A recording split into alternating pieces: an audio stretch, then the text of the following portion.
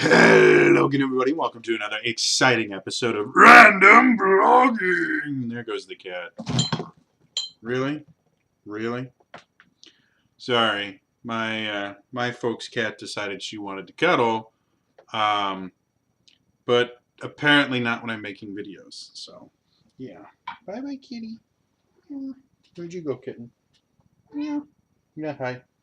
All right. Anyway, enough about that. So, I told you guys videos are going to be very weird.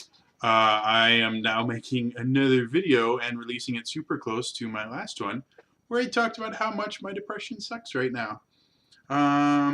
So today, I want to vent about something that annoys the fuck out of me, mostly because um, I know one person in particular that I'm not going to name because they may actually watch this video, um, that does this all the time and then gets super, super frustrated when it doesn't work out the way that they think it should.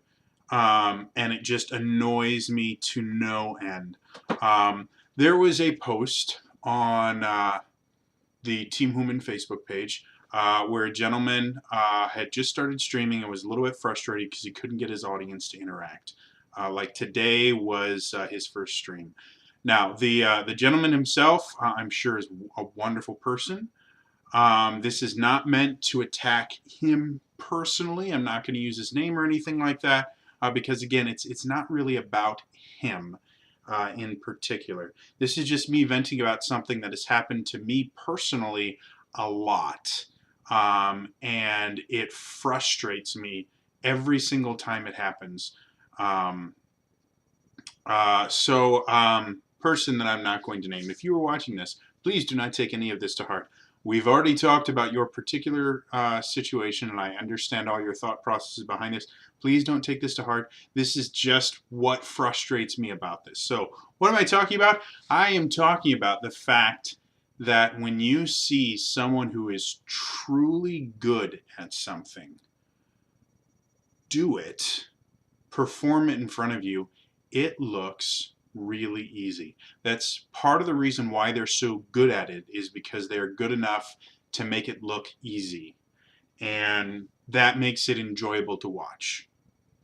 It's just how it works. So, yes, this is a very common thing. Not to sound a little bit arrogant, but there are quite a few things that I do well enough to make them look easy. Well, some people interpret it looking easy into it is easy, and they will. I'm just going to say it. And if he watches this, I'm sorry. We can have a fight about this later. My lovely brother is guilty of doing this all the time, where when I do something and I'm very successful at it, he will get the idea that he has to do it as well. And then he will get incredibly frustrated when he's not as successful as I am, despite the fact that I have put significantly more time and effort into it than he has. And I've seen this literally in almost everything that I've done. Everything from management to sales, to YouTube to streaming, which I'm not even all that good at, to be perfectly honest. Dungeon mastering, martial arts, stage combat. Um, it's a very common thing to see people see someone do it and go, "Oh my God, that looks like so much fun!" Because when people are doing it well, it looks like fun. I could totally do that. And then they get in there with this expectation of, "Oh wow, I can totally do that. This is going to be super easy." And then it's not, and they get frustrated about it. It's like, "Well, I don't understand. Obviously, something must be wrong with the system. There must be some magic trick that I'm missing, because other people can do this and it looks super easy for them, but I'm putting all this time and effort into it and I'm not having those results. It's not fair."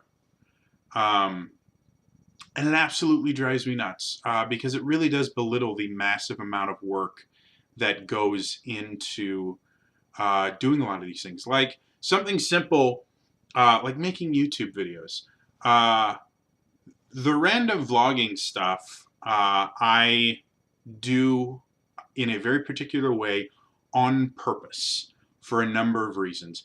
If you examine it in its most basic state, it is basically me turning on a camera and speaking about something for anywhere from about 5 to 30 minutes. And in that vein, it seems like something very easy to do because anyone can talk for 5 to 30 minutes.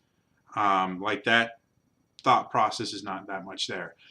So much more goes into one of these things than what happens once I turn the camera on and then once I upload it.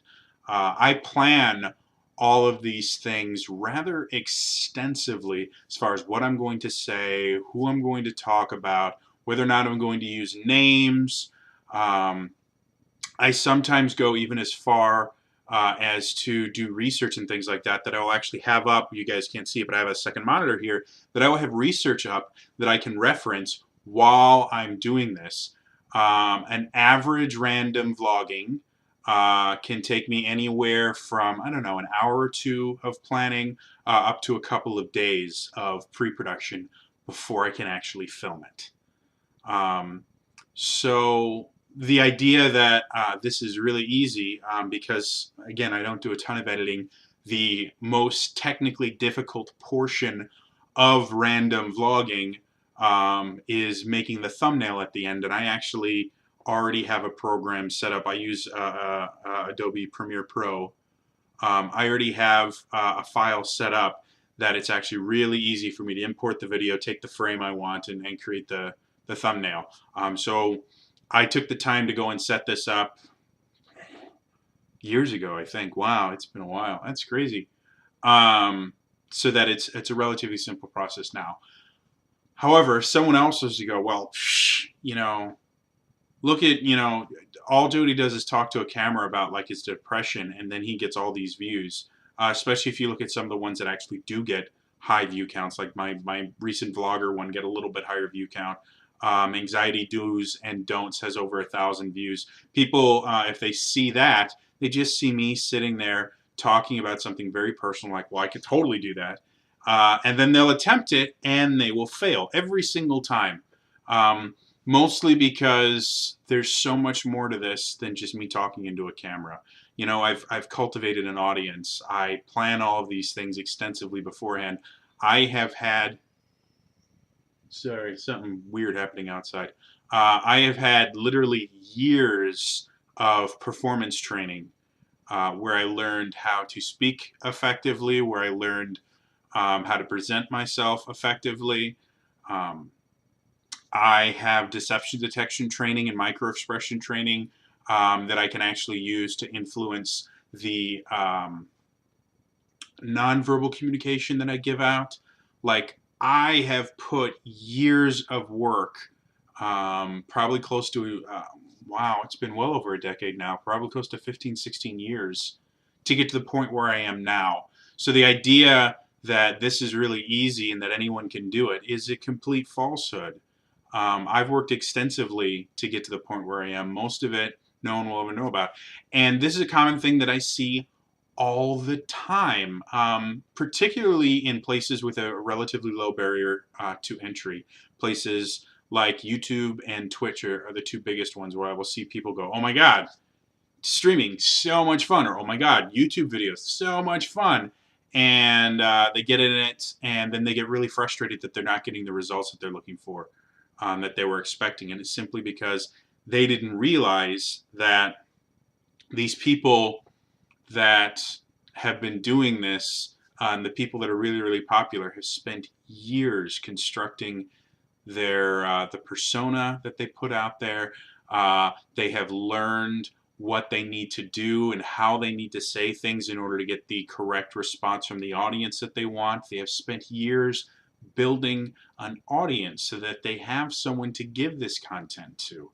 This is not an overnight thing.